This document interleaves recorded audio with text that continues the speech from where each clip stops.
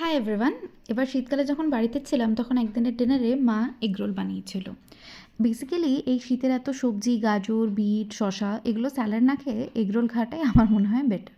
মা এবার লাচ্ছা পরোটা বানিয়েছিল আর কম তেলে একদম ফ্রাইং প্যানেই সেঁকে নিয়েছিল। আমরা 13টা মতন রোল বানিয়েছিলাম রাত্রের ডিনারের জন্য, আর হাফ কোয়ান্টিটিতে ডিম ছিল। তার মধ্যে একটু দুধ, গোলমরিচের গুঁড়ো আর নুন দিয়ে মা গুলে রেখেছিল। সস মিক্সটার জন্য দেখলাম মা Schezwan chutney, tomato ketchup, red chilli sauce, একটু গোলমরিচ আর লেবুর রস মিশিয়ে রেখেছিল। সবজিগুলোতেও একটু নুন আর লেবুর রস দেওয়া ছিল। আলাদা করে আমরা কিন্তু উপর থেকে নুন স্প্রিঙ্কল করিনি। মা পরোটাগুলো ভেজে ভেজে দিচ্ছিল আর আমি টিস্যুর উপর এরকমভাবে রোলটা বানাচ্ছিলাম।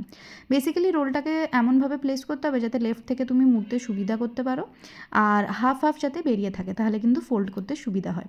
স্যালাডটা একটু নিচের দিকে দিলে ফোল্ড করবার টাইমে ইজি হয়। এই শীতকালে কিন্তু সবাই এগরোল বানিয়ে খেয়েও। আশা করছি ভিডিওটা ভালো লাগবে। Subscribe to my channel. By.